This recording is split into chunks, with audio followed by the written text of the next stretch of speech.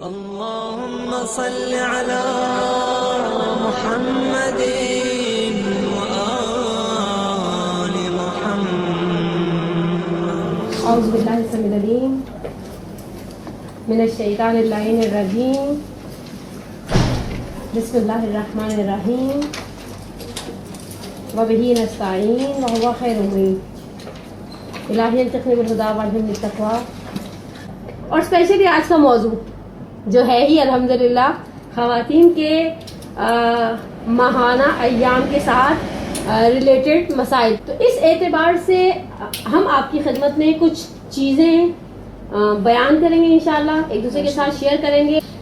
خواتین کو پیش آنے والے مسائل میں سے سب سے زیادہ مبتلا بہ مسئلہ، مبتلا کے لفظ اردو میں استعمال ہوتا ہے، ٹھیک ہے، اور مبتلا بہ ان مسائل کو کہا جاتا ہے کہ جو نارملی روٹین میں خواتین کو یا مردوں کو فرق نہیں پڑتا، عورت اور مرد کا کوئی تخصیص نہیں ہے، لیکن عورتوں اور مردوں کو پیش آنے والے وہ نارمل روٹین کے مسائل جن کے لیے توضیح المسائل میں ایک لفظ استعمال کیا گیا ہے کہ ایک مسئلہ بیان کیا گیا ہے کہ وہ مسائل جو عام روزمرہ زندگی میں پیش آتے ہیں انہیں سیکھنا ہر مرد اور ہر عورت پر واجب ہے.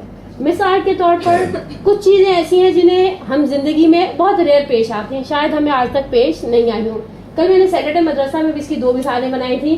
مثال کے طور پہ مطہرات. جب آپ توضیح شروع کرتے ہیں تو توضیح کے شروع میں مطہرات کا چیپٹر ہے. مطہرات میں سے مثلا پانی ہے، سورج ہے، استحالہ ہے، طبعیت ہے، اور بہت ساری چیزیں ہیں. لیکن شاید میں نے اور آپ نے اپنی زندگی میں کوئی چیز سورج سے پاک نہیں کی. سورج اتنا بڑا چمکتا ہے، روز وائٹامن ڈی دیتا ہے، روشنی دیتا ہے، بہت کچھ دیتا ہے، لیکن اس سورج کو ایز اے مطہر، پاک کرنے کی صفت رکھنے والی چیز ہم نے آج تک استعمال نہیں کیا. مطہرات میں سب سے زیادہ ہمارا سروکار کس چیز سے ہے؟ پانی. ایکسیڈنٹ، ٹھیک ہے، یعنی پانی کے ساتھ جو مسائل ہیں وہ مبتلا بے مسائل ہیں. مبتلا بے روزمرہ دن میں 10 دفعہ مثلا کبھی خون نکل آیا، کبھی انسان بیت الخلاء جاتا ہے، کبھی انسان کا دوسری نجاستوں کے ساتھ سروکار ہے. اس کا مطلب یہ ہے کہ اگر مطہرات کی بات کریں تو سب سے زیادہ مبتلا بے مسائل کس چیز کے ہیں؟ پانی کے. نجاسات کی بات کریں، اب برعکس آ جائے. فرض کریں مثال کے طور پہ ہم میں سے بہت سو نے شاید کبھی سوائے ٹی وی کے چینلز کے سور کو قریب سے دیکھا بھی نہیں ہوگا. ہم نے آج تک، آپ نے لائیو دیکھا؟ کراچی کے زو میں بھی نہیں ہے. کراچی کے زو میں بھی نہیں. اگر آپ کو میری بات پہ شک ہے، وینسڈے کو خواتین کا دن ہوتا ہے، یہاں سے پکڑے رکشا اور چل پڑے، آپ کو وہاں زو میں سور نظر نہیں آئے گا. اب سور کے ساتھ ریلیٹڈ جتنے فقہی مسائل ہیں وہ ہمیں کبھی پیش نہیں آئے. لیکن اس کے برعکس خون ایک ایسی نجاست ہے کہ انسان کا اکثر و بیشتر اس سے سروکار رہتا ہے.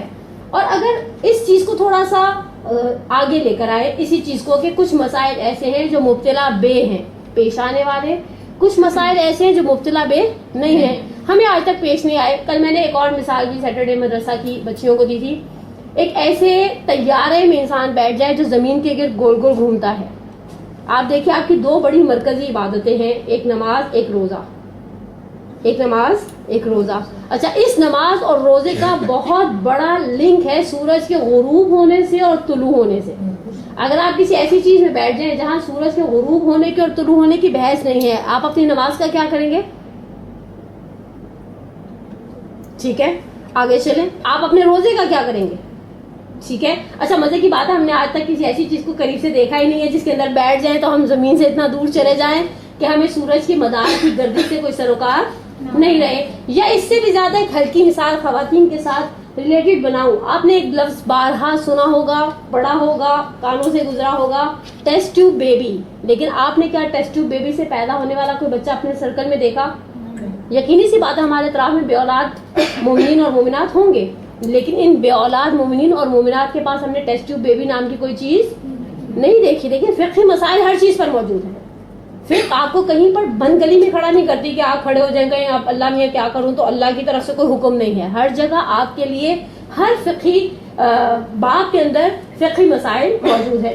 اب اگر اس چیز کو ہم خواتین کے ساتھ مخصوص کر دیں اور کہیں کہ خواتین کو پیش آنے والے مسائل میں سب سے زیادہ سر فہرست مسائل کس چیز کے ہیں، اور اگر ہم اسے تھوڑا سا خواتین کے فقہی مسائل کی طرف لائیں، عورت کے جسم سے خارج ہونے والے خون،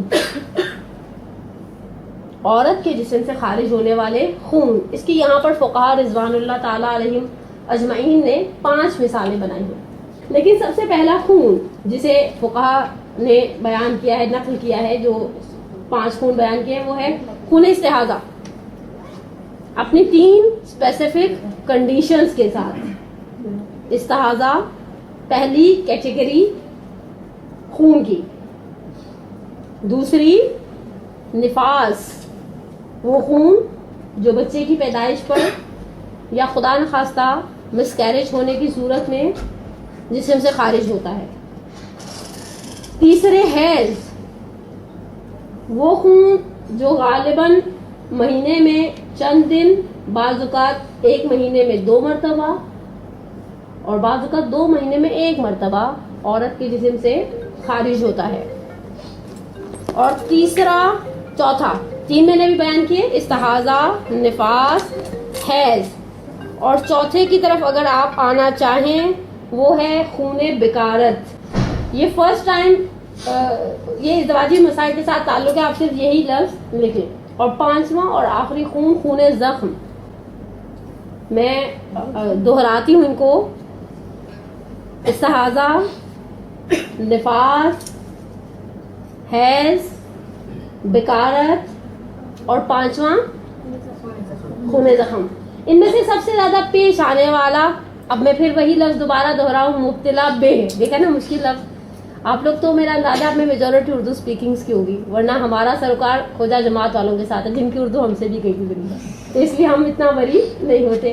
لیکن ان میں سب سے زیادہ پیش آنے والا خون، یعنی سب سے زیادہ پیش آنے والے فقہی مسائل کس خون کے ساتھ ریلیٹڈ ہے؟ حیض. پہلے سب سے پہلے ڈیفینیشن کہ حیض کیا ہے. صاحب عروۃ الوثقیٰ نے ایک جملہ کہا ہے، اور موجودہ میں جو فقہی مسائل پڑھاؤں گی وہ زیادہ تر آیت اللہ العظمیٰ آغا سیستانی کے ہوں گے. ضمناً جو باقی مراجعین کی نظر مجھے جہاں معلوم ہوگی وہ میں آپ کے ساتھ ساتھ بیان کرتی رہوں گی. لیکن انہوں نے جو ڈیفینیشن بیان کی ہے وہ یہ ہے کہ حیض غالباً خواتین کو ہر مہینے میں، حیض غالباً خواتین کو ہر مہینے میں نظر آنے والا خون ہے. لیکن ممکن ہے کوئی خاتون 1 مہینے میں 2 مرتبہ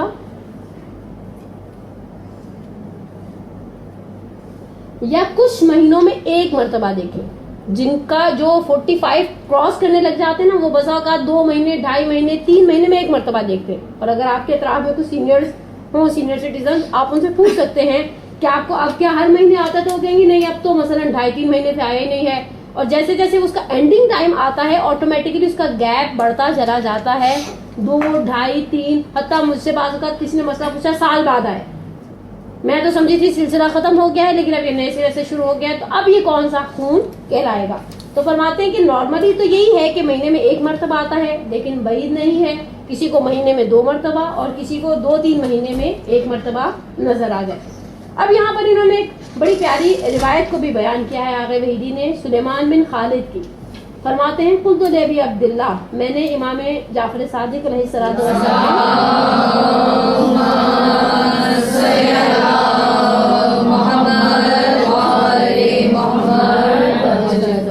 میں نے امام صادق علیہ السلام سے پوچھا کہ خدا مجھے آپ پر قربان کر دے، کیا ممکن ہے کہ ایک عورت ایکسپیکٹ کر رہی ہو، بیبی پریگننٹ ہو، حاملہ ہو، اور اسے حیض بھی نظر آئے؟ امام صادق علیہ السلام نے فرمایا بالکل. کہا کیسے ممکن ہے یا ابن رسول اللہ کہ یہ عورت جو حاملہ ہے اسے حیض کا خون نظر آ رہا ہے؟ تو یہاں امام صادق فرماتے ہیں کہ یہ خون شکم مادر میں بچے کی خوراک ہے. یہ خون جو عورت دیکھتی ہے مہانہ، یہ شکم مادر میں بچے کی خوراک ہے. ممکن ہے خون زیادہ ہو، بچے کی نیڈ کم ہو. مثال کے طور پہ آپ نے 4 آؤنس دودھ کا بنایا، جیتے جاگتے بچے کی مثال اگر دی جائے، آپ نے 4 آؤنس کا ایک فیڈر بنایا، بچے نے 2.5 آؤنس پی لیا، 1.5 آؤنس بچ گیا، تو وہ تو فیڈر کا دودھ ہے وہ بچ جائے گا. یہ حیض کا خون ہے جو آٹومیٹکلی جسم سے خارج ہو جائے گا. تو پھر امام نے کہا کہ اگر ایسا ہو کہ عورت حاملہ ہو اور اسے حیض کا خون آئے تو اسے اسی طرح سے مسائل پر عمل کرنا پڑے گا فقہی، جس طرح سے ایک عام عورت نارمل خاتون کرتی ہے۔ اب یہاں پر خون کی کچھ شرائط، کچھ شرطیں ایسی ہیں جو حیض کے خون کے اندر پائی جاتی ہیں، تقریباً 4 شرائط ہیں جسے فقہا نے بیان کیا ہے کہ یہ شرطیں پائی جائیں گی تو انشاءاللہ اس خون کو آپ یا کوئی بھی حیض قرار دے سکتا ہے۔ سب سے پہلی شرط، سرخ ہوتا ہے یا سیاہی مائل سرخ، جسے براؤنش کہہ لیں، میرونش کہہ لیں، بڑے آج کل تو شیڈوں کے نام بڑے عجیب و غریب ہیں۔ پہلے ہم کہہ دیتے تھے پرپل ہے، اب وہ سامنے والا کہتے نہیں پرپل تو نہیں تھا، فون کلر تھا، یا الہی، اور ایسے ہی کر کر کے انہوں نے 12 کے 36 شیڈ بنا لیے۔ دوسری شرط، گاڑھا ہونا۔ آپ توجہ بھی اٹھا کر کھولیں گے نا، وہاں لفظ غلیظ ہے۔ مزے کی بات ہے ٹرانسلیٹرز نے غلیظ کا ترجمہ غلیظ ہی کیا ہے۔ عربی میں غلظت گاڑھا پن، اور اردو میں غلیظ ڈرٹی ہے نا، ڈرٹی کی سینس میں آتا ہے۔ بندہ پوچھے ٹرانسلیٹرز کا اللہ بھلا کرے، ایسا لفظ لکھ دیا کہ سوچ کے بندے کو گھن آنے لگ جائے۔ غلیظ یعنی گاڑھا، اور یہ یہاں پر بھی صرف لفظ غلیظ استعمال نہیں ہوا، روزے کے اندر غبار کے مسئلے میں بھی یہی کام انہوں نے کیا ہوا ہے۔ غلیظ دھواں، انسان سوچے غلیظ دھواں کون سا ہوتا ہے، کچرا جل رہا ہے تو اس کا دھواں غلیظ ہوتا ہے، کوئی بھی گاڑھا دھواں۔ دوسری چیز گاڑھا۔ تیسری شرط، گرم، البتہ کھولتی ہوئی چائے جیسا گرم نہیں، گرم وہ ہلکا پھلکا سا گرم۔ اور چوتھی اور آخری شرط یہ ہے کہ وہ جب باہر آتا ہے تو تھوڑے سے درد اور کچھ جلن کے ساتھ جسم سے نکلتا ہے۔ یہ 4 شرطیں تھیں حیض کے خون کی۔ اب آ جائے گی وہ شرائط جو حائضہ میں، جس بندی خدا کو یہ آ رہا ہے، جس کو شریعت۔ اچھا مزے کی بات یہ ہے کہ ایک چیز میں ضمناً آپ کی خدمت میں بیان کروں کہ ایک وقت میں آپ کی گائنوکولوجسٹ آپ کو کہتی ہے کہ آپ حائضہ ہیں، لیکن شریعت کے معیار پہ آپ پورا نہیں اترتی۔ اس کی سب سے آسان، سب سے زیادہ پیش آنے والی، سب سے زیادہ پریکٹیکل مثال مائنر تھیلیسمیا کی پیشنٹ خواتین۔ مائنر تھیلیسمیا، اچھا تھیلیسمیا کا نام ذرا ایسا ہے کہ سن کر دل کو تکلیف ہوتی ہے، جنہیں خون کی کمی، ڈیفیشنسی آف بلڈ کا شکار رہتی ہیں جو عورتیں۔ اگر آپ ایسی خواتین کو دیکھیں تو نارملی انہیں 2.5 پونے 3 دن پر بریک لگ جاتی ہے۔ آپ بے شک کسی گائنوکولوجسٹ سے پوچھ سکتے ہیں، ایسی خاتون جسے خون کی کمی کی شکایت ہے، ایسی بندی خدا جسے مائنر تھیلیسمیا ہے یا کوئی بھی ایسا پرابلم ہے، وہ 2.5 پونے 3 دن تک خون دیکھ کے اس کے بعد خون ایک دم کلیئر ہو جاتا ہے۔ مزے کی بات ہے، یہ ڈاکٹر کے پاس جائے گی، ڈاکٹر کہے گی آپ کی سائیکل کم ہو گئی ہے، آپ کی روٹین چھوٹی ہو گئی ہے، ابھی آپ کو ہر مہینے حیض آ رہا ہے، لیکن کوئی فقیہ اسے حیض قرار نہیں دے گا۔ وہ کہے گا اچھے بچوں کی طرح نماز پڑھو، روزہ رکھو، باقی سارے کام کرو، وہ انشاءاللہ میں بھی آپ کی خدمت میں بیان کرتی ہوں۔ لیکن عورت کو حائضہ کب کہا جائے گا؟ مثال کے طور پہ ہم یہ کیسے طے کریں کہ یہ جو خون آ رہا ہے ان 5 خونوں میں سے کوئی اور خون نہیں ہے، حیضی کا خون ہے؟ فرماتے ہیں کہ پہلی شرط حائضہ کی، یہ پچھلی 4 شرطیں حیض کی تھی، خون کی۔ اب خون دیکھنے والی کے اندر جو شرائط پائی جانی چاہیے، سب سے پہلی شرط بلوغ، بالغ ہو جانا۔ لڑکی اگر 9 سال قمری پورے ہو جانے کے بعد کوئی خون دیکھے گی تو اسے حیض قرار دیا جائے گا، لیکن اگر 9 سال پورے ہونے سے پہلے وہ کوئی خون دیکھتی ہے تو اسے کوئی فقیہ حیض قرار نہیں دیتا۔ البتہ انہوں نے یہاں کہا ہے کہ 9 سال سے مراد 9 سال اسلامی 9 سال ہے، اور کامن سینس کی بات ہے۔ الحمدللہ آپ ماشاءاللہ مدرسے آنے والی مومنات ہیں، آپ کا علم، آپ کا فضل بہت زیادہ ہے مجھ سے۔ 9 سال اگر آپ اسلامی کی کا اندازہ لگانا چاہیں تو انگلش سال سے 90 دن پیچھے چلے جائیں۔ اب البتہ ایک ویب سائٹ بھی، ایک سافٹ ویئر بھی پچھلے دنوں میں نے دیکھا ہے، آپ اپنی ڈیٹ آف برتھ اس کے اندر ڈالیں، وہ آپ کو آپ کی اسلامی تاریخ کا پیدائش دے دیں گے، تو اس سے بڑی سہولت ہو جاتی ہے۔ خیر اس سے یہ بھی پتہ چل جاتا ہے کہ جو ہم 40 سے نیچے اپنے آپ کو بنا کر بیٹھے ہیں نا، اسلامی حساب سے 40 کو کراس کر گئے ہیں۔ پہلی شرط بالغ ہونا، دوسری شرط یائسہ ہونے سے پہلے خون دیکھنا۔ یائسہ یاس سے نکلا، اردو میں بھی لفظ یاس استعمال ہوتا ہے نا امیدی کی سینس میں، یہ مرزا غالب والی اردو ہے میرے بچوں، آج کل ایسی اردو کو استعمال نہیں کرتا، لیکن یائسہ یعنی نا امید ہو جانا۔ اب اس عورت کو بچے کے یعنی اب یہ عورت، اس عورت کے بارے میں کوئی اندازہ بھی نہیں کر سکتا ہے کہ اس کا بچہ پیدا ہوگا، اور ایک عمر کا حصہ ایسا ہوتا ہے کہ جہاں پر جا کر اب یہ خواب و خیال والی باتیں لگتی ہیں کہ اچھا ان کے ہاں ہیں کیسے ایسے، بس سمجھ جائیں، یعنی اتنی عمر عورت کی زیادہ ہو گئی ہے کہ اب کوئی بیچارہ امید نہیں رکھتا کہ ان کے یہاں بچہ پیدا ہوگا. یہاں پر فرمایا کہ عورت کے اندر 2 چیزوں سے نا امیدی پیدا ہو جائے. ایک حیض کے آنے سے, مثال کے طور پر فرض کریں ہمارے درمیان جن کی دادیاں زندہ ہیں تو ہمیں دادیوں سے ایسی کوئی امید نہیں, کامن سینس کی بات ہے. اور دوسرے ان کا بچہ بھی نہیں ہو سکتا, یعنی امید نہیں رکھتا معاشرہ کہ اس عمر کے حصے میں جا کر کے خاتون بچے دار صاحب فرزند ہو جائیں گی. البتہ یہاں انہوں نے ایک معیار بنایا ہے آیت اللہ خوئی اور امام خمینی کے حساب سے کہ سیدانیاں جو خواتین باپ کی طرف سے نسب کے اعتبار سے سید ہیں وہ 60 سال قمری پورے ہونے پر یائسہ ہوتی ہیں. یہ آیت اللہ خوئی اور آگئے امام خمینی کا نظریہ ہے. آگئے اور پھر اس کے بعد فرماتے ہیں کہ جو خواتین سید نہیں ہیں, دوسری کمیونٹیز کے ساتھ, دوسرے نسب کے ساتھ تعلق رکھتی ہیں, جیسے ان کے 50 سال پورے ہوں گے 50 سال پورے ہونے کے بعد وہ یائسہ ہو جائیں گی. اب اگر یہ 50 سال پورے ہونے کے بعد کوئی خون دیکھتی ہیں, چاہے وہ سرخ ہو, چاہے وہ گرم ہو, چاہے وہ گاڑھا ہو, چاہے وہ درد اور جلن کے ساتھ جسم سے خارج ہو, فقہا فرماتے ہیں وہ اسے حیض قرار, سوائے آیت اللہ سیستانی کے باقی فقہا فرماتے ہیں وہ اسے حیض قرار نہیں دے سکتی. پھر یہ کہتے ہیں کہ ہم کس طرح سے میجرمنٹ کریں, اندازہ لگائیں کہ میں 50 سال کی, میں سے مراد ناٹ مائی سیلف, 50 سال کی ایک غیر سید عورت 50 سال کی ہو گئی ہے تو فرماتے ہیں کہ 50 سال قمری اسلامی 50 سال ایکول ہیں 48 ایئرس 179 ڈیز کے. یعنی اگر آپ کے پاس اپنی انگلش ڈیٹ آف برتھ ہے, اگر آپ کے پاس اس سافٹ ویئر کی بھی محتاجی نہیں رہے گی نا ہمیں, ورنہ تو ہمیں سافٹ ویئر انسٹال کرنا پڑے گا اور پتہ کرنا پڑے گا ہم کتنے سال کے ہو گئے. یہاں پر کہتے ہیں جیسے کہ آپ کے 48 سال اور 79 بنتا نا, اور پھر فرماتے ہیں 60 سال جو سیدانیاں ہیں ہمارے درمیان قابل احترام اولاد صدیقہ کبریٰ, بہرحال بہت احترام ہے سادات کا اور بڑی سخت روایتیں ہیں. آپ حسن ابتہی صاحب کے انوار زہرا اٹھا کر دیکھیں, اس کو پڑھنے کے بعد دل چاہتا ہے آپ ہر سید کے سامنے کہیں جی مائی باپ آپ فرمائیں, آپ بیٹھ جائیں, ہم کھڑے رہ گئے ہیں. اور آغا مامکانی نے اتنا عجیب جملہ کہا ہے میرات الکمال میں, کہتے ہیں اولاد کا حساب علماء کا سا نہیں ہے کہ بے عمل اور با عمل, اولاد اولاد ہوتی ہے.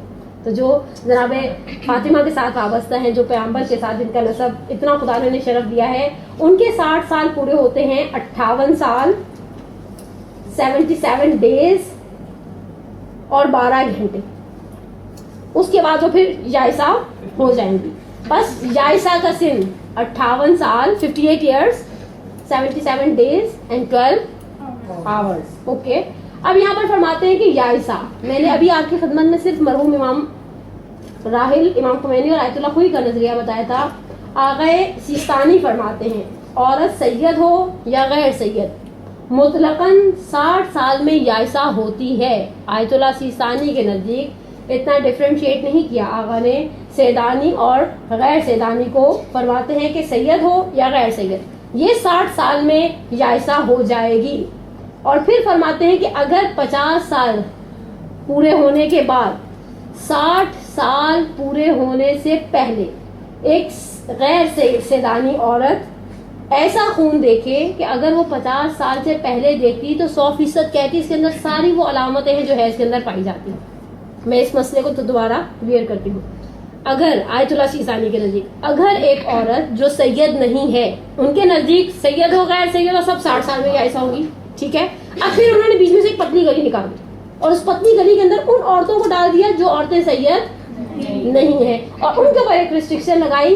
فرمایا یہ 20 کے 10 سال 50 سال سے لے کر 60 سال تک. الحمدللہ آواز نکلنے لگ گئی آپ لوگوں کی, ٹھیک. لیکن فرماتے ہیں آگے سیستانی وہ خواتین جو سید نہیں ہیں ان کے لیے ایک الگ سے پابندی. اگر یہ 50 سال پورے ہونے کے بعد 60 سال پورے ہونے سے پہلے اس 20 کے 10 سال میں ایسا خون دیکھیں کہ اگر یہ 50 سال سے پہلے دیکھتی تو فوراً کیا کہتی یہ خون حیض ہے. اچھا اس کے اندر ایک بات یاد رکھیں, حیض کا مسئلہ آپ اول سے آخر تک دیکھیں, اطمینان ذاتی کی بہت بحث ہے. یہ دوسرا سخت لفظ ہوا, پہلا لفظ میں نے کیا مشکل استعمال کیا تھا مبتلا بے, ٹھیک ہے. یہ دوسرا لفظ اطمینان ذاتی, میرا اپنا ذاتی اطمینان. اچھا یہ صرف حیض میں نہیں, یہ ہر جگہ پر ہے, یہ صرف یہاں نہیں ہے, یہ آپ کو 10 جگہ ملے گا. میں آپ کو ایک دوسرے مسئلے کی مثال دیتی ہوں تھوڑی دیر کے لیے, اس والے مسئلے کو سائڈ پہ رکھ کر. مثال کے طور پر فقہ میں ایک مسئلہ ہے کہ اگر عورت کو یہ اطمینان ہو جائے کہ کوئی اسے لذت والی نگاہ سے دیکھ رہا ہے, اس کو چہرہ چھپانا واجب ہے. آپ کو کیسے پتہ چلے گا؟ بولیے اندر سے اچھا صرف سگنل نہیں آتے بلکہ میں نے اس دن بچیوں کو ایک جملہ کہا کہ اگر آپ بس میں سفر کر رہی ہیں لوکل ٹرانسپورٹ میں پبلک ٹرانسپورٹ میں آپ آگے کھڑی ہیں کبھی ایسا ہوتا ہے کہ جو سیٹ نہیں ملتی ٹھیک ہے آپ آگے کھڑی ہیں پیچھے 40 لوگ بیٹھے ہیں اور ان 40 میں سے کوئی ایک آپ کو فوکس کر رہا ہے گرچہ آپ کی نظر اس سے نہیں ٹکرا رہی لیکن آپ کو یہ فیل ہو جائے گا کہ سم تھنگ رانگ اسے کہتے ہیں اطمینان ذاتی. اچھا جس طرح سے اطمینان ذاتی وہ نگاہ کے مسئلے میں ہے کہ کوئی آپ کو غلط نظر سے دیکھ رہا ہے اللہ نے اگر یہ حس نہ رکھی ہوتی تو یہ مسئلہ بھی نہ ہوتا. مزے کی بات ہے اللہ نے یہ حس رکھی ہے. اسی طرح سے اس حیض کے مسائل کے حوالے سے اللہ نے ایک حس رکھی ہے اطمینان ذاتی. مجھے یقین ہو آپ کو یقین ہو ہم سب کو یقین ہو کہ اگر یہ خون 50 سال سے پہلے کی عمر میں 35 میں 37 میں 42 میں دیکھا جاتا تو دیکھنے والی خاتون کہتی مجھے کیا آیا ہے بس ختم. تو آغا سیستانی فرماتے ہیں یہاں پر وہ احتیاط کی بنا پر وہ سارے کام انجام دے گی جو اس مستحاضہ کو انجام دینے پڑتے ہیں. نماز پڑھے گی روزہ رکھے گی باقی سارے کام کرے گی عبادتوں کو انجام دے گی. اور تروک حائض وہ ساری چیزیں جو حائض پر حرام ہیں ان کو چھوڑ دے گی سوائے نماز اور روزے کے. مزے کی بات ہے نماز بھی حرام ہے حائضہ کے اوپر. تو یہ وہ 10 سال کی ڈیوریشن ہے جسٹ اکارڈنگ ٹو آیت اللہ سیستانی دامت ذلہ العالی ان خواتین کے لیے جو سید نہیں ہیں اور 50 سال سے 60 سال کے درمیان خون دیکھتی ہیں. یہ ہو گئے ہماری دوسری شرط. پہلی شرط کیا تھی بلوغ. دوسری کیا تھی جائز ہونے سے پہلے. تیسری آ جائے تیسری یہ سب سے کریٹیکل شرط ہے. آپ اسے چھوٹا سا گھر جا کر نا جب نوٹس پڑھیں تو ہائی لائٹر استعمال کریں اسے تھوڑا سا ہائی لائٹ کر لیں کیونکہ وہ پچھلی 2 شرطیں ایسی ہیں جو نارملی پیش نہیں آتی ہیں.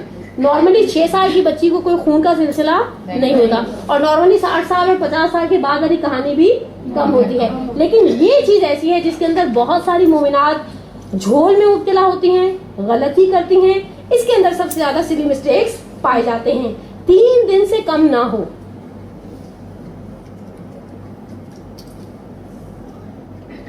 3 دن سے کم نہ ہو. اچھا مزے کی بات ہے پھر فرماتے ہیں کہ اگر خون 3 دن سے کم ہو چاہے وہ 1 گھنٹہ ہی کیوں نہ کم ہو چاہے وہ 1 گھنٹہ ہی کم کیوں نہ ہو اسے حیض قرار نہیں دیا جائے گا. جیسے میں نے ابھی آپ کی خدمت میں مثال دی مائنر تھیلیسمیا والوں کی یا جن کے ساتھ دوسرے پرابلمز ہوتے ہیں. ایسی صورت میں بھی یہ خواتین ریگولر بلیڈنگ نہیں ہوتی انہیں 2 دن 1.5 دن 2.25 دن ہوئی اس کے بعد ختم ہو گئی. اب میرا آپ سے سوال ہے 3 دن کا معیار کیا ہے؟ اب فقی آیت اللہ سیستانی مقام معظم رہبری آیت اللہ خوی اللہ مقام امام خمینی امام راحل یہ فرماتے ہیں 1 گھنٹہ بھی کم ہے تو یہ حیض نہیں ہے. گھنٹہ کیسے کم کریں گے؟ کوئی جواب دے گا؟ سوال نہیں سمجھی کنیز. دیکھیں فقہا فرماتے ہیں 3 دن میں اگر 1 گھنٹہ بھی کم ہو گیا یہ حیض نہیں ہے.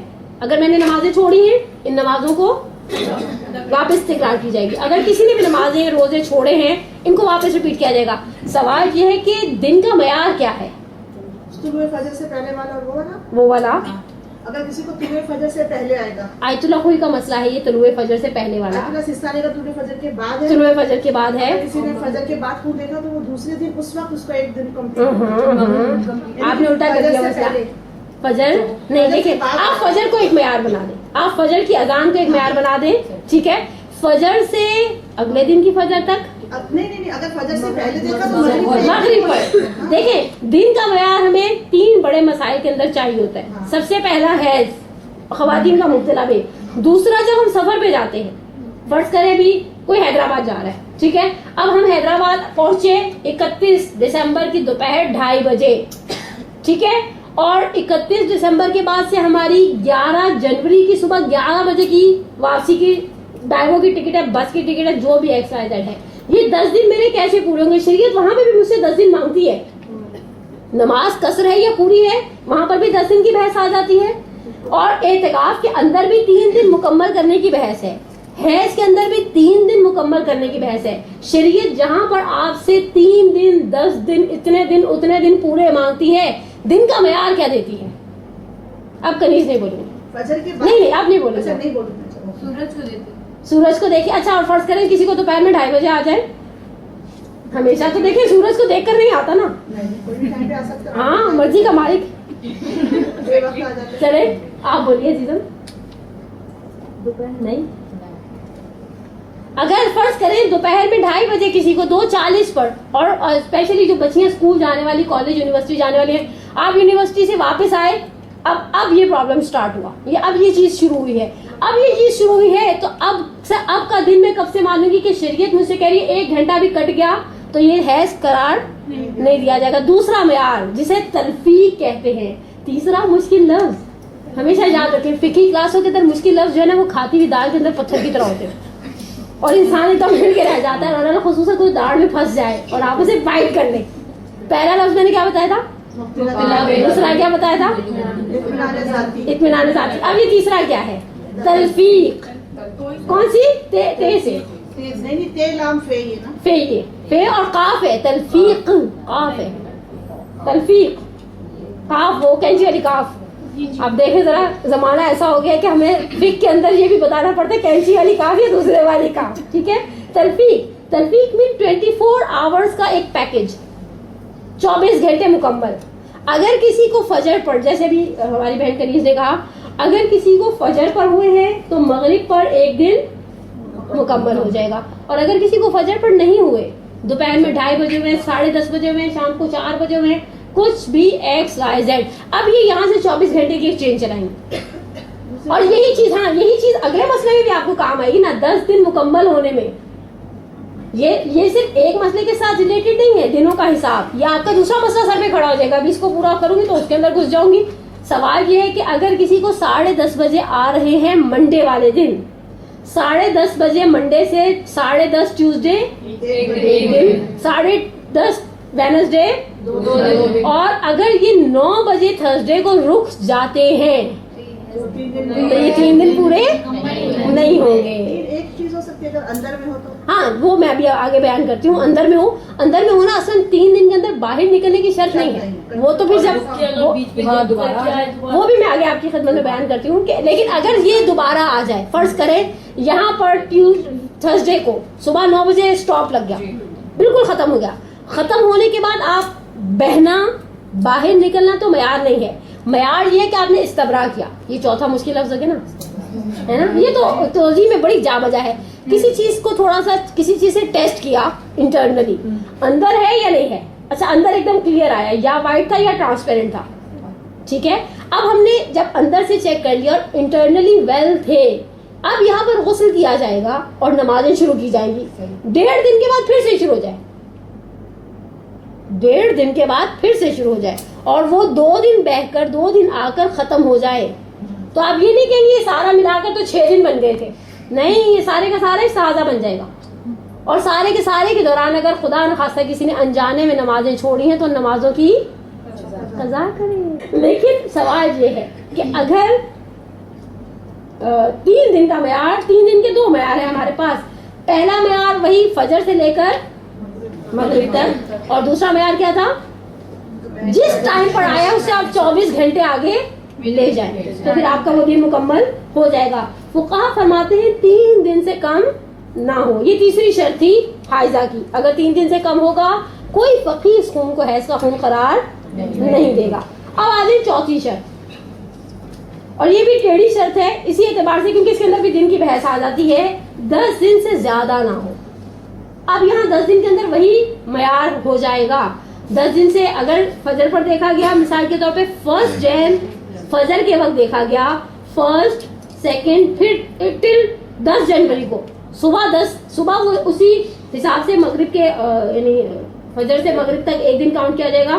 10 جنوری کی مغرب پر اس مومنہ کے 10 دن پورے ہو جائیں گے. لیکن اگر یہ آگے پیچھے, جی آپ کو کچھ ایشو ہے, دیکھیں اگر فجر پر دیکھا جائے گا مغرب پر 1 دن پورا, یہ ایک معیار ہے. ہم دن کو کیسے گنیں گے؟ ایسا تو نہیں, میں تو آپ کو شروع میں کہہ دیا شریعت مجھے اور آپ کو بند گلی میں کھڑا نہیں کرے گی. میرے اور آپ کے پاس مجھے اور آپ کو کوئی معیار دیا گیا؟ ہر چیز کے اندر شریعت نے پیمانے اور معیار رکھے ہیں. مثال کے طور پہ یہ جو خواتین, مجھے اس نے ایک مومنہ بوتیک کا کام کرتی ہیں, بتانے لگیں کہ میں نے کہا آپ کیسے جج کرتی ہیں فوراً کہ یہ A نمبر کا سوٹ اور یہ B کاپی ہے گل احمد کی, ثنا سفیناز کی. تو انہوں نے کہا کہ ہمارے پاس ایک پیمانہ ہوتا ہے. ہم نے کچھ کپڑوں کو ہاں کیا, اس کے بعد کہا کہ نہیں یہ 2 نمبر ہے. میں نے کہا اچھا بھیا آپ کہہ رہی ہیں ہماری باپ تو 2 نمبر مان لیتے. اب سوال یہ ہے کہ دنیا میں ہمارے پاس چھوٹے چھوٹے سے پیمانے ہوتے ہیں. ایک سیل فون ہوتا ہے, آپ کو پتا ہوتا ہے یہ چائنا کا ہے یا جاپان کا, کوئی نہ کوئی دوست میں کوئی نہ کوئی جو جانتا ہے. دیکھیں جو صاحب فن ہے وہ سیل ہاتھ میں لے کر بتا دے گا یہ 2 نمبر کا سیل ہے. ٹھیک ہے. اچھا سیل فون کے ساتھ ریلیٹڈ کام کرنے والے جو ریپیئر وغیرہ کرتے ہیں انہیں اندازہ ہے کہ یہ سیل فون 1 نمبر ہے 2 نمبر ہے. ان کے پاس کوئی پیمانہ ہے. کپڑا اچھا والا ہے 2 نمبر کا ہے. میرے اور آپ کے پاس کوئی پیمانہ ہے. جو ہم گھر میں چاول پکاتے ہیں دال کے ساتھ پکانے والے چاول اور بریانی والے چاولوں کا پیمانہ ہے کر کے بتا دیتے ہیں. پرانا چاول ہے نیا چاول ہے, چاول دال کی طرح بیٹھ جائے گا. تو شریعت نے یہاں آپ کو کوئی معیار پیمانہ, جب خدا عز و جل آپ سے کہتا ہے 3 دن سے کم نہ ہو, تو میں تو خدا سے شارع مقدس سے سوال کرنے کا حق رکھتی ہوں 3 دن کیسے 3 دن. آپشن نمبر 1 فجر پر آیا, شریعت آپ سے کہ فجر ٹو مغرب 1 دن. آپشن نمبر 2 فجر پر نہیں آیا, یہ دن کے کسی بھی حصے میں آ گیا. ٹھیک ہے. اب دوسرے میں پھر میں کون سا پیمانہ اپناؤں گی 24 گھنٹے والا. یعنی شریعت آپ کو دونوں راستوں کا ایک پرفیکٹ پوائنٹ دے دیا. اب کلیئر ہو گیا الحمدللہ. اب آ جائیں 10 دن سے زیادہ نہ ہو. فرماتے ہیں کہ اگر کوئی خاتون 10 دن سے زیادہ خون دیکھے, جتنے دن اس کی عادت کے ہیں وہ تو بن جائیں گے حیض. مثلاً کسی کی عادت 5 دن کی ہے, کسی کی عادت 4 دن کی ہے, کسی کی عادت 6 دن کی ہے, اور جتنا یہ اوپر چلا جائے گا یہ سارے کا سارا استحاضہ بن جائے گا. اور اگر کسی نے انجانے میں خدا نخواستہ اس ڈیوریشن میں نمازیں چھوڑی ہیں تو اب گھر جا کر توبہ بھی کرے اور نمازوں کی قضا بھی بجا لائے, کیونکہ حیض 10 دن سے زیادہ نہیں ہو سکتا. اور آخری شرط فقہا فرماتے ہیں پہلے 3 دن تک خون مسلسل موجود رہے. آپ جملے کی پہ توجہ رکھیے گا, بہنا شرط نہیں ہے, جسم سے نکلنا بھی شرط نہیں ہے, خون کا موجود ہونا ہی کافی ہے. فرض کریں پہلے 2.5 دن تک بہت پریشر کے ساتھ آتا رہا, پہلے 2.5 دن بہت پریشر کے ساتھ آتا رہا, بہتا رہا 2.5 دن پر بریک لگ گئی. اب آپ نے سوچا کہ وہ مسئلہ القائم میں سنا تھا 1 گھنٹہ بھی کم ہوگا تو یہ حیض نہیں رہے گا, استحاضہ بن جائے گا. نہیں, آپ کو انٹرنل چیک کرنا پڑے گا. اگر اندر موجود ہے تو اندر موجود ہونا کافی ہے, یہ حیض بن جائے گا. اور جب تک یہ اندر سے ویل نہیں ہوگا, یعنی غسل کرنے سے پہلے جو ایک بنیادی شرط ہے کہ انٹرنلی چیک کیا جائے, اگر خون ہے تو غسل کیا جائے گا, اور اگر 10 دن سے پہلے خون کے ہوتے ہوئے غسل کیا جائے گا تو وہ غسل باطل. چلو چھٹی, اب پھر نئی ایک ٹینشن کھڑی ہو جائے گی. اب یہاں تک اگر کوئی بات مبہم نہیں ہے تو میں تھوڑا سا آگے چلوں, چل پڑھوں ایک صلوات پڑھیں محمد علیہ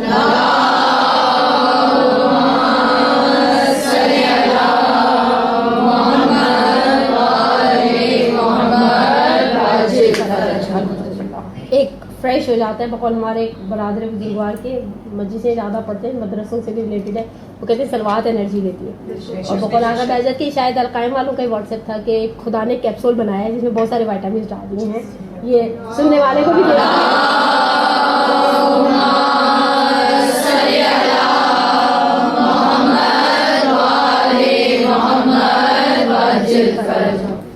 سوال یہ ہے کہ جو خواتین باپ کی طرف سے اور ماں کی طرف سے بھی سیدانی ہے لیکن وہ 50 سال کے بعد حیض آنا بند ہو جاتا ہے, کیوں؟ جبکہ یہ تو آپ ان کو شریعت نے کھلا ہاتھ دیا ہے کہ 60 سال تک اسے حیض سمجھو, ورنہ تو فرق نہیں پڑتا. آپ مزے کی بات یہ کہ یہ چیزیں بہت دفعہ کلچر اور ماحول اور انوائرمنٹ پہ بھی ڈیپینڈ کرتی ہیں. آپ عراقی خواتین کو دیکھیں, ان کی بلڈ, ان کی ہائٹ, ان کے یہ مسائل وہ ہم سے بالکل الگ ہوں گے. ہماری ایک ماحول ہے, ایک سیٹ اپ ہے, اور انسان بہرحال خدا نے اس کے اندر اتنی جسے کہ نا فلیکسیبلٹی رکھی ہے پروردگار عالم نے. میں کبھی کبھی سوچوں جو 50 ٹیمپریچر میں بغیر اے سی اور بغیر اس کے رہتے ہیں نا, مر تو نہیں جاتے, اور جو -8 میں رہ رہے ہیں وہ بھی برتن دھوتے ہیں, کپڑے دھوتے ہیں, یا بیٹھے رہتے ہیں جم کے کہ ہم نے کچھ نہیں کرنا. میں نے میکسیمم -8 دیکھا ہوا, اس میں آپ کا کچھ کام کرنے کو دل نہیں جاتا. آپ کا بیچارہ بیٹھ جاؤ, ہیٹر سے ہاتھ سیکتے رہو, اور کوئی فرشتہ آئے اور سارے کام کر کے چلا جائے. لیکن یہ تو بہرحال ایک دی ہوئی آسائش ہے, سادات کرام کے لیے ایک آسائش ہے کہ ان کے لیے ان کے پاس ٹائم پیریڈ زیادہ ہے. سب سے پہلے وہ چیزیں جو حائض پر بولے, سب سے پہلی چیز وہ تمام عبادات جن میں طہارت کی شرط ہے. طہارت کے لیے بریکٹ چھوٹا سا بنائیں, طہارت کے اندر لکھیں وضو, غسل یا تیمم. آپ کا جملہ پورا ہو گیا. تو میں آگے چلتی ہوں. انہوں نے مثالیں دی ہیں جیسے نماز کے لیے آپ کو طہارت کی شرط ہے, روزہ طہارت کے بغیر نہیں ہوگا, اعتکاف. پھر فرماتے ہیں سوائے نماز میت کے اندر طہارت کی کوئی شرط نہیں ہے. حتیٰ اگر کسی پہ کوئی غسل بھی واجب ہے تو وہ جائے جا کر نماز میت پڑھ لے. اچھا چلیں ہم یہاں پر 1 منٹ کے لیے آگے بڑھنے سے پہلے آپ سے سوال کرتے ہیں, نارملی اندازہ ہے آپ کو کہ آپ وضو میں کتنا ٹائم لگاتی ہیں؟ اسٹاپ واچ لگائیں, اندازاً آپ مجھے بتائیں. ہمارے درمیان ماشاءاللہ ہمارے کچھ سنجیدہ عمر کے لوگ بھی بیٹھے ہوئے ہیں. اگر میں آپ سے سوال کروں ایک نارمل چاول کو کتنی دیر میں دم آ جاتا ہے؟ 10 منٹ. ٹھیک ہے, اب میں آپ سے سوال کرتی ہوں, ہمیں یہ پتا ہے کہ آٹا اتنی دیر میں گن جاتا ہے, فلانا کام اتنی دیر میں ہو جاتا ہے, واشنگ مشین کا ایک چکر اتنی دیر کا ہوتا ہے. آپ کا وضو کتنی دیر لیتا ہے؟ اور اگر آپ واجب مقدار تک منحصر رہیں تو 28 سیکنڈ. واجب مقدار تک منحصر رہیں, ٹھیک ہے. اور آگے چلیں غسل. اب میں آپ سے سوال کرتی ہوں, غسل 4 منٹ, 4 ساڑھے 3 4, اس سے زیادہ کی کہانی نہیں ہے. تیمم کتنے سیکنڈ لگیں گے؟ شاید 10 تقریباً, اس سے زیادہ ٹائم. کیونکہ ہمیں پتا ہونا چاہیے کہ اگر فرض کرے خدا نخواستہ کسی بھی وجہ سے ہمارا ایسے وقت پر یا تو آنکھ کھلی ہے کہ نماز جاری ہے, ایسے وقت میں آنکھ کھلی ہے, کسی ایسی سچویشن میں ہم کبھی کبھی پھنس جاتے ہیں کہ ہم نے وہ والی آستینیں پہنی ہوئی ہوتی ہیں جن کو آستینوں کو اس طرح سے وضو نہیں ہو رہا, تو انسان کے پاس ایک ریپلیسمنٹ کرنے کے لیے فقہی اعتبار سے ایک چیز رہے. خلاصہ پہلی وہ چیز جو حائضہ پر حرام ہے وہ تمام عبادتیں جن کے اندر طہارت سے مراد بریکٹ میں وضو, ایکسیلنٹ الحمدللہ, کی شرط ہے وہ حائضہ پر حرام ہے, لائک نماز, روزہ, طواف اور اعتکاف, اللہ نماز میت جو حائضہ بہت آسانی سے جسے انجام دے سکتی ہے. دوسری چیز جو حائضہ پر حرام ہے مس خط قرآن. خط قرآن یعنی قرآن کی کتابت جسے کہتے ہیں, لکھائی, خط لکھائی, لکھا ہوا قرآن. حاشیہ نہیں, حاشیہ دیکھیں. اب یہ دیکھیں, یہ میرے آپ کے سامنے ہے. اگر تھوڑی دیر کے لیے قرآن بہت خدا کی عظیم کتاب ہے, لیکن اگر یہاں قرآن کی کوئی آیت لکھی ہوئی ہے, یہ حرام ہے, یوں پکڑ لینا حرام نہیں ہے, ٹھیک ہے. خط قرآن کو مس کرنا اور خط قرآن کے ساتھ ساتھ خدائے عز و جل کے اسماء کو, چاہے وہ کسی بھی زبان میں لکھے ہو, فرینچ میں لکھا ہوا اللہ کا نام, یا جیسے ایک بڑی پرانی مثال ہے, بہت ہی گھسی پٹی ہے, اب میں اس مثال کو دیکھتے ہوئے اکتاہٹ کا شکار ہو جاتی ہوں. کھائے بھی چونگم کھانے والی بات ہے, بٹ گاڈ از گریٹ بعض جگہ پر لکھا تھا. اب آپ کے لفظ اللہ تو نہیں لکھا, نہیں, یہ لفظ گاڈ از گریٹ کا مطلب اللہ کے لیے لکھا گیا یہ لفظ, ٹھیک ہے. اسے چھونا, اسماء صفات خاص سے خدا کو چھونا, صفات خاص سے خدا یعنی جو یہاں پر مثال دی گئی ہے وہ ہے خالق, رازق اور مثلا رحمان اور رحیم, اس طرح کی صفات جو خاص خدا کی صفات ہیں. البتہ انبیاء ائمہ کے باب میں بعض فقہا نے احتیاط واجب لگا کر انہیں اللہ کے نام کے ساتھ ملحق کیا ہے. مثلا اللہ, نبی کا نام کسی پیغمبر کا اس میں گرامی ہے, حضرت مثلا عیسیٰ لکھا ہوا ہے, حضرت موسیٰ لکھا ہوا ہے, نبی کے نیت سے نام لکھا ہوا, اسے بغیر وضو کے, بغیر طہارت کے چھونا, یعنی سوری بغیر وضو کے نہیں, حیض کی حالت میں یا غسل ڈیو ہو جانے کی حالت میں چھونا حرام ہو جائے گا. وضو کی بحث نہیں کریں, غسل واجب ہو جائے کسی پر تو اس کے لیے چھونا جائز نہیں ہے. اور احتیاط واجب میں ملحق کیے نہ خدا کے اور اسماء صفات خاص سے خدا کے ساتھ, ائمہ اور انبیاء. جی بولیے. اور یہ جو بچیوں کے جیسے پیپر ویپر ہوتے ہیں نا میٹرک میں اسپیشلی, تو اس میں تو قرآن یہ میں آگے بیان کر رہی ہوں. انہوں نے یہاں پر سوال کیا ہے کہ اگر فرض کریں ایسی کسی سچویشن میں انسان کو لکھنا پڑ جائے تو فرمایا کہ آپ لکھیں اس طرح سے کہ آپ کا ہاتھ اس لکھائی تک, مثلا دستانہ پہن لیں, یا بعض اوقات بعض لوگوں کو آپ دیکھیں بہت احتیاط سے لکھتے ہیں, ہاتھ کے نیچے یوں رومال رکھ دیتے اور پورا آیتیں کیا پوری سورہ انفال لکھ کر آپ کو دے دیں. لکھتے ہوئے تو ہاتھ تو نیچے جاتا ہے نا, دیکھیں ہاں اوپر نہیں جاتا, وہ نیچے جاتا جائے گا. ہم بہت, لیکن کبھی کبھی اطراف کے الفاظ انگلیوں کی ان پوروں سے ٹچ ہو جاتے ہیں. کبھی اگر آپ فرض کریں مثال کے طور پہ یہ جو مومنات اپنے کفن پہ بیٹھ کے جوشن کبیر سر یہ لکھتی ہیں اور لکھتی ہیں بھائی دوسروں کو بھی لکھ کر دیتی ہیں, تو وہ اس میں مس ہوتا ہے تقریباً. ایک جنرلی سی جو بات کر رہی ہوں, ممکن ہے آپ اتنی احتیاط سے لکھتی ہوں کہ آپ کا ہاتھ نہ ٹکراتا ہو، لیکن ایسی احتیاط سے لکھنے میں کوئی حرج نہیں ہے. یہ 2 چیزیں حرام بتائیں آپ کو. تیسری چیز وہ 4 آیتیں جن پر سجدہ واجب ہے. سورہ یہ عظیمہ عین سے لکھا جاتا ہے، عین سے یہ میم ہے عظیمہ، جن کے اندر واجب سجدے والی آیات موجود ہیں.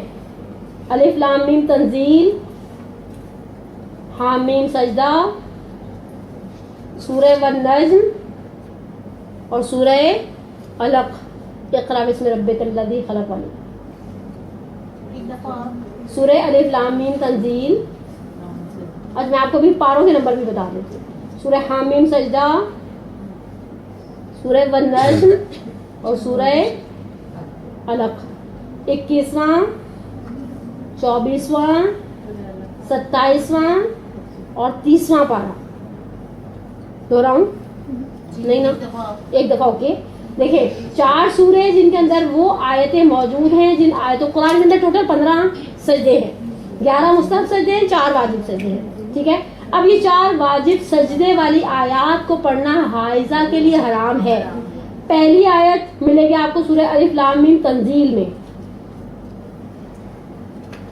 دوسری حامیم سجدہ میں، تیسری والنجم میں اور چوتھی سورہ علق میں. پہلے سورے کا نمبر ہے 32، دوسرے سورے کا نمبر ہے 41، تیسرے سورے کا نمبر ہے 53 اور آخری سورے کا نمبر ہے 96. 21واں، 24واں، 27واں اور 30واں پارہ. فقہا فرماتے ہیں آیت اللہ شیستانی کہ اس آیت کو پڑھنا جس میں سجدہ واجب حرام ہے. البتہ امام خمینی علیہ رحمہ نے کہا ہے کل آیت سورے کو پڑھنا حرام ہے، چاہے آپ اس کی بسم اللہ، چاہے آپ اس کا کوئی اور لفظ پڑھیں. یہ ہو گئی 3 چیزیں جو حائضہ پر حرام تھیں. اور پھر یہاں پر انہوں نے ایک ضمنی سا مسئلہ بیان کیا ہے کہ فرض کریں ہم نے وہ آیت نہیں پڑھی. کبھی کبھی ہوتا ہے ہم دورے قرآن میں بیٹھے ہیں.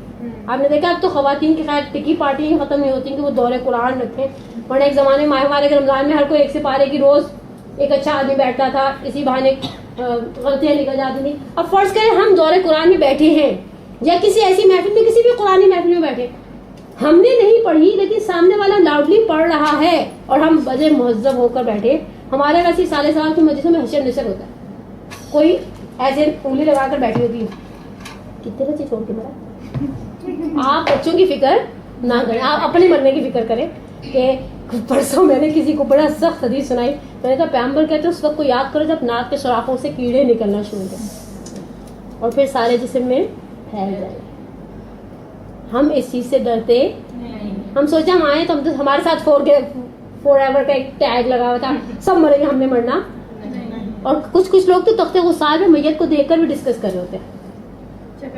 کھانے ہی نہیں، اتنی ہلکی بات نہیں ہے، سسرال والوں نے ڈالی ہوں، ہم اپنی آنکھوں سے دیکھتے ہوئے اور کرتے بھی گا ہائے ہائے یہ دیکھو ذرا، یہ تو 1 گرام کی ہوگی. اس طرح کی فکروں میں پڑے رہتے ہیں. اور ان کو پھر یہ بھی ہوتا ہے کہ جنازے کے بعد بریانی کھلائیں گے یا قورمہ کھلائیں گے. کبھی کبھی انسان کو ایسے ایکسپیرینس کرنا چاہیے. انسان کل ہمارے ہاں ہمارے سولجر بازار میں جو کھوجا جماعت کا کمیونٹی سینٹر ہے وہاں پر کفن کا ڈیمو کلاس تھی اور ہم نے بڑے دوستوں احبابوں کو ہر کسی کو واٹس ایپ پر اس پہ شیئر کیا ہوا تھا. آپ کبھی پہن کر لیٹے ہیں دیکھیں کیسا لگتا ہے. ایک عام ابایا ہم خریدتے ہیں نا 10 دفعہ پہنتے ہیں، اور جتنی اچھے ڈیزائنرز ابایاز کی اور ان چیزوں کی آؤٹ لیٹس وغیرہ ہوتے ہیں، انہوں نے ایک چینج روم بنایا تھا کہ چلے اندر گھس جائیں اور پہن کر دیکھیں. اچھا پھر ہماری عورتوں کے اندر ایک عجیب وہمی ٹائپ کی طبیعت ہوتی ہے، ہماری اپنی تو تسلی نہیں ہوتی. آپ کے ساتھ جاؤں گی نا آپ کو کہیں طرح ذرا دیکھو کیسی لگ رہی ہوں. اور مزے کی بات ہے جب وہ یوں کر کے لپیٹ دیتے نا تو پھر کیسا ویسا کچھ نہیں لگتا. پھر وہ ایک چہرہ دیکھنے کو بھی بسا اوقات یعنی ایک خول سا اٹھتا ہے. کبھی انسان کسی مردے کے پاس اکیلے بیٹھے نا تو ایسا ہوتا ہے بقول آگے کراتی کہ ابھی اٹھ کے ہاتھ پکڑ لے گا. پکڑتا نہیں ہے، وہ پکڑتی نہیں ہے، لیکن کبھی اکیلے رہنے کا ایکسپیرینس ہوتا ہے تو انسان کو سب کچھ یاد آ جاتا ہے. لیکن کبھی انسان اپنی موت کو یاد کرے کہ ہم نے مرنے کے بعد اس انڈر گراؤنڈ والے قبر کے اندر جانا ہے اور ہمارے پر مٹی شٹی ڈال کے سب چلے جائیں گے. بہن بھائی دوست بچے شوہر سب اس کے بعد ہم ہیں، just me and my deeds. اور مزے کی بات ہے جتنا ہم جوان ہوتے ہیں اتنا ہمیں غرور ہوتا ہے کہ موت ہمارے لیے ابھی نہیں ہے. ابھی تو ابو کی نانی بھی زندہ ہے، میں مر جاؤں گی جیسے ملک الموت ڈیل کر کے آئے گا کہ بھائی ان کے گھر سے اسی کو اٹھانا اس کو نہیں اٹھانا. ایکسیڈنٹل اموات اتنی زیادہ ہو گئی ہیں، لیکن اس کے باوجود دکھ کی بات ہے کہ لوگ وصیت نہیں لکھتے، وصیت نہیں لکھتے. مدرسے آنے والی مومنہ کو پہلا اسٹیپ یہی کرنا چاہیے کہ بیٹھ کے اپنا وصیت نامہ لکھے، اچھے بچوں کی طرح اپنے آپ کو ذہنی طور پہ تیار کرے. ہم نے کبھی بھی جانا ہے، اور اچھا شخص وہی ہوتا ہے جو سفر سے پہلے سامان سفر تیار کر دیتا ہے. ایک موقع پر اٹھاتا ہے زندگی میں، بلاتا ہے، اور ایک موقع پر اٹھائے گا. ایک حج کا موقع بقول مرحوم شاہ حیدر جوادی کے، ہمارا کتنا ہی قریبی عزیز ہمارے گھر کیوں نہ آ جائے، اگر ہم لنگی میں ہیں تو کبھی اس کے سامنے نہیں جائیں گے. یہ ان کا جملہ ہے منا کے مقام کی تقریر، شاید 83 کی تقریر ہے یا پتہ نہیں 93 کی تقریر ہے. کہا کتنا بھی کوئی عزیز کیوں نہ ہو، نوکر سے کہیں ان کو ڈرائنگ میں بٹھاؤ، مہمان خانے میں ہمارے، ہم اپنا مہذب کپڑے پہن کر آئے. اللہ میں تو لاکھوں میں بلا لیتا ہے اس حالت میں کہ سمٹے جا رہے، ادھر سے سمیٹ رہے، ادھر سے سمیٹ رہے، ادھر سے. اچھا خواتین کے اندر بھی احرام کے اندر ریسٹرکشن ہوتی ہے، آپ زینت والی چیز نہیں پہن سکتے، اور وہ دوسری کفن اس میں بھی بیٹھ گیا دیکھتے رہتے ہیں، کہیں کوئی کڑھائی نہیں. اللہ میں کوئی ستارے بیل بوٹے کچھ تو ہم بناتے نا سنائی کا شاہکار، تو پہن کے قبر سے نکلتے فرشتے شش کر اٹھتے. انہوں نے دیکھے تار کسی کی کڑھائی پورے کفن پہ کروائی ہوئی ہے، ایسا معاملہ. لیکن بہرحال انسان سوچے پروردگار عالم کی بارگاہ میں ہم سب کو پلٹ کر جانا ہے. آنکھوں پر بہت آرام سے وہ بنی ہوئی آنکھیں رکھ دی جائیں گی، عقیق رکھ دیا جائے گا، ایوری تھنگ از فنش. فرماتے ہیں کہ اگر عورت حائضہ اس آیت کو سن لے جس میں سجدہ، ڈر کے نا آپ ایسی بات سن کے نہیں ڈرے، اللہ میں آپ کو اور ہمت طاقت دے.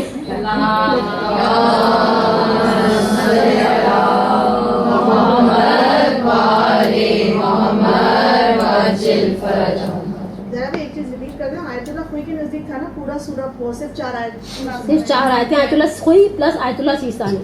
امام خمینی کے نزدیک ہے پورا سورہ، امام خمینی کے نزدیک ہے. اور اب مقام معظم رہبری کا مجھے مسئلہ ہی نہیں معلوم. فرماتے ہیں کہ اگر عورت اس سجدے کی آیت کو سن لے تو سجدہ کرنا اس پر واجب ہو جائے گا. مزے کی بات ہے یہ واجب فوری ہے. کچھ کام ایسے ہیں جو واجب فوری ہے، جیسے سلام کا جواب دینا. اگر میں نے ابھی آ کر آپ کو کہا السلام علیکم، اب آپ گھر جا کر کے وعلیکم السلام، تو یہ وعلیکم السلام کاؤنٹ نہیں ہوگا. آپ کو اسی وقت دینا تھا سلام کا جواب. اب باسی کڑی کو ابالنے سے دوبارہ وہ فریش ہونے والی نہیں ہے، وہ باسی ہو گئی. ٹھیک ہے. واجبات فوری میں سے ایک ہے کہ اگر آپ نے سجدے والی آیت سنی یا پڑھی اسی وقت، میں اگر ابھی آپ کو سنا دوں تو کتنی ہلچل مچ جائے، آپ نہیں پڑھوں گی، میں اتنی علم مینرڈ نہیں ہوں. اور پھر فرماتے ہیں چوتھی چیز جو حرام ہے، ابھی تک ہم نے 3 چیزیں آپ کے خدمت میں بیان کی، آپ میں سے کہ وہ 3 چیزیں ریپیٹ کرے گا، بولیے. 1 منٹ میں کرنے دیں. پہلی چیز تو یہ ہے کہ وہ حائضہ والی ہو جو کوئی حروف جو ہے اسماء اللہ تعالیٰ کے جو ہے وہ چھو نہیں سکتی، اور خط قرآن کو بھی بالکل. اور دوسری جو ہے ٹھیک ہے. اوکے آگے چیزیں وہ 4 آیات ہیں جن پہ سجدہ واجب ہو جاتا ہے وہ نہیں پڑھ سکتی. اور اس کے علاوہ یہ ہے کہ سجدہ اگر کوئی دوسری عورت حائضہ جو ہے وہ اگر سن لے اسے کرنا واجب ہے. ٹھیک ہے. اور انہوں نے ایک چیز تھوڑی سی مس کر دی، جس عبادت میں طہارت کی شرط ہے اسے انجام نہیں دے سکتی. چوتھی چیز مسجد الحرام اور مسجد النبی میں جانا. جو چیز حائضہ پر حرام ہے، مسجد الحرام اور مسجد النبی میں جانا، چاہے ایک دروازے سے جا کر دوسرے دروازے سے نکل جائے، چاہے ایک دروازے سے جا کر وہ دوسرے دروازے سے نکل جائے. مسجد الحرام اور مسجد النبی میں آپ یہ کام نہیں کر سکتے کہ ہم کہیں کہ بھائی ہم تو ایک دروازے سے نکلے، یہاں سے نکلے اور وہاں سے گزر گئے، نہیں. اور باقی مساجد کے اندر رکنا، یہ 5واں کالم ہے. ٹھیک ہے. آخری نہیں، سوری، اس کے بعد ایک اور بھی ہے، لیکن باقی مساجد کے اندر رکنا حرام ہے. مسجد کے ایک دروازے سے اگر مسجد الحرام اور مسجد النبی نہیں ہے، فرض کریں محلے کی مسجد ہے، ہمارے یہاں امام بارگاہ کے ساتھ مساجد کا الحمدللہ ٹرینڈ ہے. IRC میں مسجد ہے، محفل موسیٰ میں مسجد ہے، خراسان میں مسجد ہے. ویسے تو الحمدللہ سارے جو مسجدوں کے سلسلے وہ خواتین کی پہنچ سے، دوائیاں بچوں کی پہنچ سے، اور مسجدیں خواتین کی پہنچ سے دور ہیں. لیکن ود ان کیس اگر کبھی آپ چلے گئے، آپ نے سوچا مسجد میں جھاڑو نکالنے کا بہت ثواب ہے، اور ایسے بعض جگہ پر بعض علماء کہتے ہیں ایسے شخص کے بدن کو کیڑے نہیں کھاتے، ہم نے سوچا آپ جھاڑو نکال ہی دیں. نہیں، آپ اگر رکیں گی تو حرام ہے، لیکن اگر آپ اس دروازے سے گئی فٹافٹ اور اس دروازے سے نکل گئی تو اٹس اوکے، یہ حرام نہیں ہے. اور آخری چیز شوہر کے ساتھ تعلقات. یہاں پر یہ کالم بند ہو گیا. اب آ جائیں وہ چیزیں جو حائض پر مکروہ ہیں. آخری 10 منٹ بچے. وہ چیزیں جو حائض پر مکروہ ہے. یہ تقریباً 5 چیزیں ہیں جو آپ کی خدمت میں بیان کر دیتے ہیں. پہلی چیز جو حائض پر مکروہ ہے, حائض اور جنوب کا محتضر کے پاس رہنا. حائض, میں دہراتی ہوں, حائض اور جنوب کا محتضر جو شخص جان کنی کے عالم میں, جو جان کنی کے عالم میں ہے, ایسے شخص کے پاس رہنا مکروہ ہے. اگر فرض کریں کوئی شخص جان دے رہا ہے تو پھر یہاں پر ایسی خاتون کا رہنا مکروہ ہے. لیکن فرض کریں کہ خدا نخواستہ اس کو کوئی روبہ قبلہ کرنے والا نہیں ہے تو پھر آپ اسے چھوڑ کے نہیں جا سکتے. پھر وہ آپ کی واجب ذمہ داری ہو جائے گا کہ آپ رہیں, اس کو روبہ قبلہ کریں, اور پھر وہ جو چھوٹے موٹے کام ہوتے ہیں اس کے نمٹا دیے جائیں. پہلی چیز آپ کی خدمت میں جو بیان ہوئی, حائض اور جنوب کا محتضر کے پاس رہنا. اوکے, لکھ لیا. نیکسٹ, حنا. حنا کسی کا نام نہیں ہے. حنا یعنی مہندی, اور مہندی جیسی چیزوں سے خضاب کرنا. مہندی اور مہندی جیسی کسی چیز سے خضاب کرنا. تیسری چیز, قرآن کے حاشیے کو چھونا. حاشیہ وہی میں نے آپ کو بتایا, باؤنڈری جہاں پر لکھا ہوا کچھ نہیں, سائڈیں یوں کر کے. اور آپ نے امام خمینی کا ایک کلپ دیکھا ہوگا جس میں دستانے پہن کر پڑھ رہے ہیں. اچھے بچوں کا بندہ الحمدللہ گھر میں ایسی چیزیں تو مل ہی جاتی ہیں, دستانے. قرآن کے حاشیے کو چھونا. چوتھی چیز, قرآن کو کیری کرنا, اپنے ساتھ رکھنا. قرآن کو اپنے ساتھ رکھنا خود ایک فضیلت ہے. قرآن کو اپنے ساتھ رکھنا خود ایک فضیلت ہے. ہمارے ایک زمانے میں کسی اسلامی چینل پر ایک مولانا آتے تھے, ان آیت حفظ ہوتی تھی لیکن اس کے باوجود اپنی جیب سے نکالتے تھے, قرآن پڑھتے تھے. کسی نے کہا مولانا صاحب جب آیت حفظ ہے تو کیوں پڑھتے ہیں؟ کہا کسی نے امام صادق سے سوال کیا تھا کہ مجھے قرآن حفظ ہے, میں حفظ سے پڑھوں یا دیکھ کر پڑھوں؟ تو امام نے فرمایا کہ تمہارا قرآن کو دیکھنا تمہارے والدین کے گناہوں کا کفارہ ہے. تو بھائی قرآن کو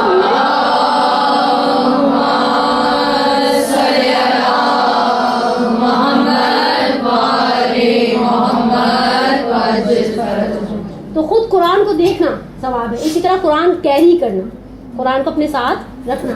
حائض کے لیے مکروہ ہے کہ وہ اپنے ساتھ قرآن کو کیری کرے. ہمارے یہاں نارملی لوگ ویسے عام روٹین میں بھی کوئی قرآن کیری, ہم جہاں جاتے ہیں امام بارگاہ میں الحمدللہ, سفر پہ جاتے ہوئے یا بیگ میں رکھا ہوا تو بھی ہے. یہ دیکھیں اصل لفظ ہے کہ ساتھ رکھنا, ساتھ رکھنا, پرس میں رکھا ہوا, ہاتھ میں نہیں. ساتھ رکھنا ہی کنیز وہ ساتھ رکھنا. جی عزیزہ, اوکے جی بولیے. مہندی کے بارے میں پوچھ رہی تھی کہ ہاتھوں پہ نہیں, خضاب کرنا. خضاب کرنے کا لفظ ہاتھوں پر لگانے کے لیے نہیں ہے. خضاب کرنے کا لفظ ہم کہاں اردو میں بھی کس چیز کے لیے استعمال کرتے ہیں؟ سر پہ. مہندی کون وغیرہ لگاتے ہیں وہ لگا سکتے ہیں. جائز تو ہے, جائز تو سر پہ بھی لگانا ہے, یہ مکروہ ہے. یعنی اگر فرض کریں میں نے ثواب کی نیت سے مہندی لگائی, وہ والی مہندی, مہندی والی مہندی, ٹھیک ہے, تو میرا ثواب لیس ہو جائے گا اگر میں نے حالت حیض میں مہندی لگائی. البتہ وہ بعض اوقات بعض ڈاکٹرز یا بیوٹیشینس کہتے ہیں کہ ہارمونس کے اندر ڈسٹربینس کر دیتا ہے, پیریڈس کے اندر ایک سائیکل ایسی ہوتی ہے, بعض اوقات بہت سارے کام ہوتا ہے, آپ ڈائی کروائیں تو ڈائی کا وہ رزلٹ نہیں آتا, اور آپ فرض کریں ریبانڈنگ کروانا چاہیں وہ رزلٹ نہیں آئے گا, تو وہ تو اللہ کو ہی پتا, اس نے ہمیں پیدا کیا ہے تو اسے پتا ہے کہ ہمیں کون سا کام مکروہ ہے. اگر آپ ثواب کی نیت سے کام کریں تو آپ کا ثواب تھوڑا لیس ہو جائے گا. میرے ایک آپ کا سوال, جی بولیے. ظاہر بڑے بوڑھے یہی کہتے ہیں نا جب تک مہندی لگی ہے ہاتھوں میں, ہاتھوں میں ہاتھ اور حیض میں لگا لیے جیسے ہم نے, تو جب تک یہ مہندی چھوٹے گی نہیں اس وقت تک ہماری نماز نہیں ہوگی, ایسا کچھ نہیں, ایسا کچھ نہیں, ایسا نہیں. آگئے آپ مقام معظم رہبری کی بات کریں, آیت اللہ سیستانی کی, یہ جو ہماری خواتین کی بنائے ہوئے کچھ ناظرین سے قوانین ہیں شریعت میں. ہم لگا سکتے ہیں, آپ لگا سکتے ہیں, آپ لگا, یعنی شریعت آپ کے اوپر حرام قرار نہیں دیتی اس معاملے کو. لیکن بہرحال اب آخری چیز اور پھر یہ 2 مسئلے.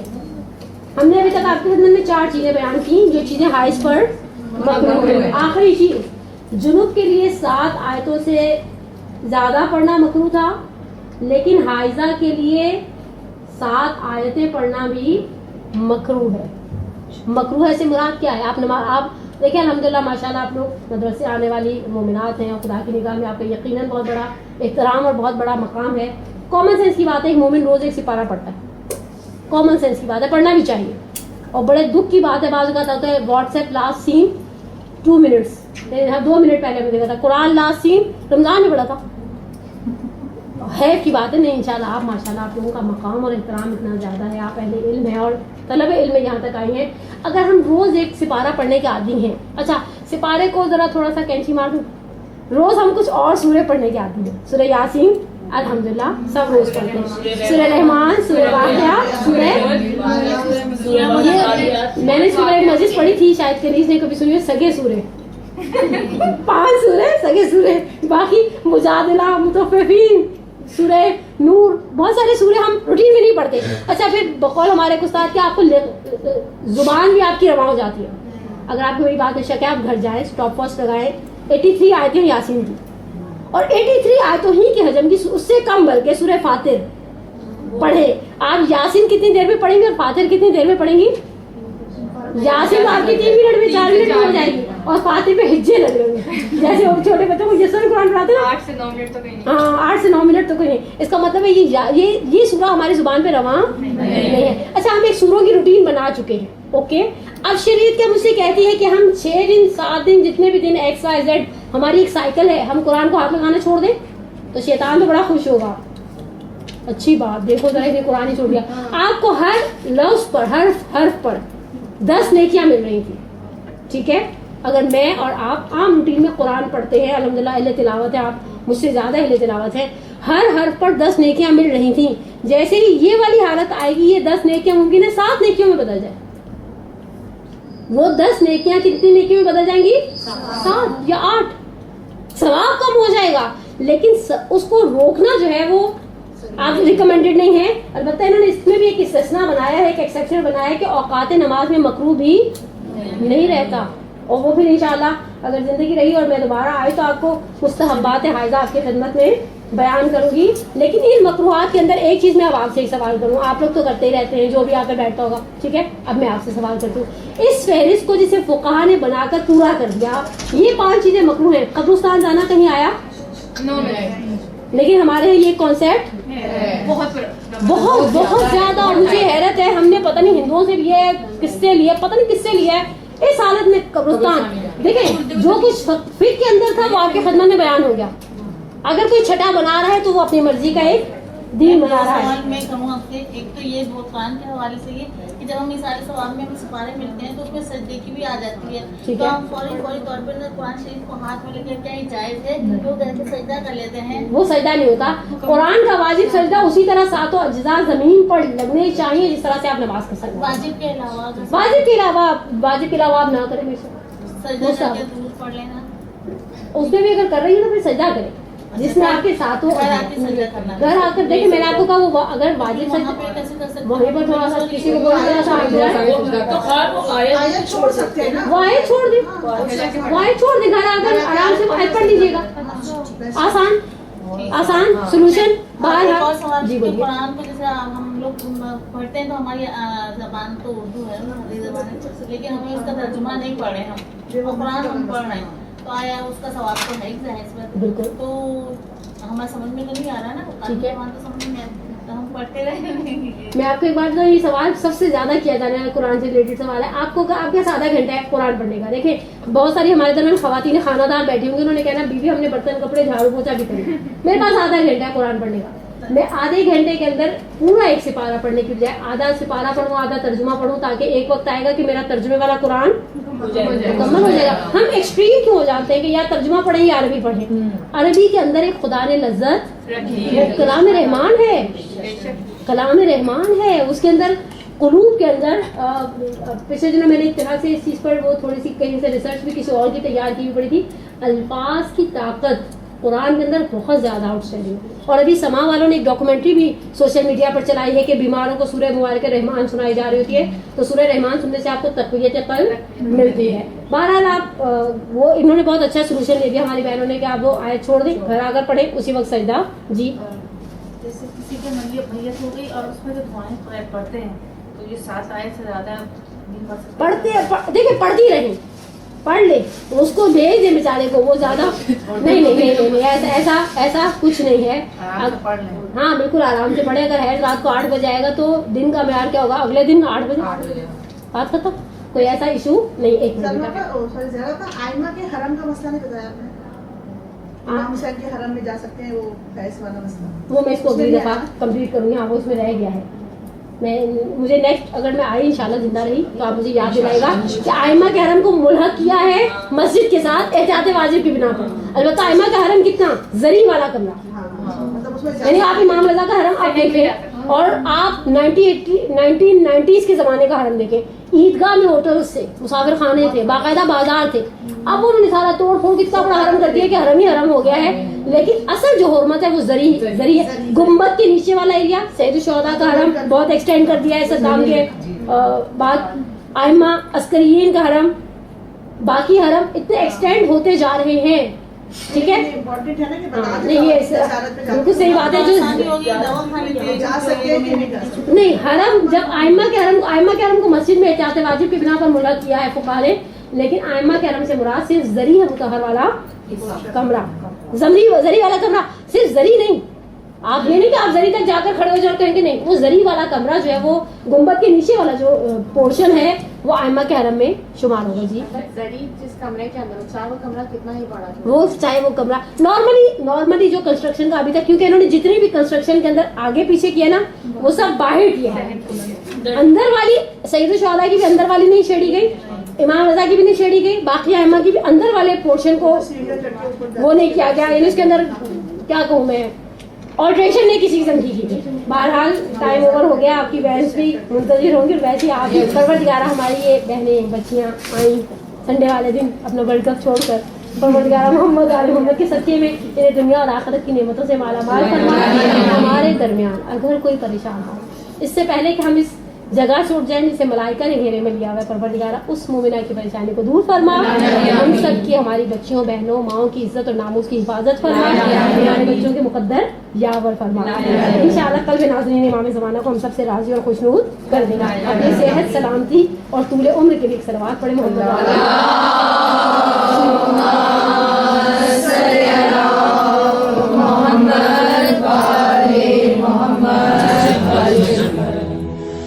جل اللجن یا مولا اللجن اللجن اللجن اللجن اللجن اللجن اللجن یا صاحب السماء اللجن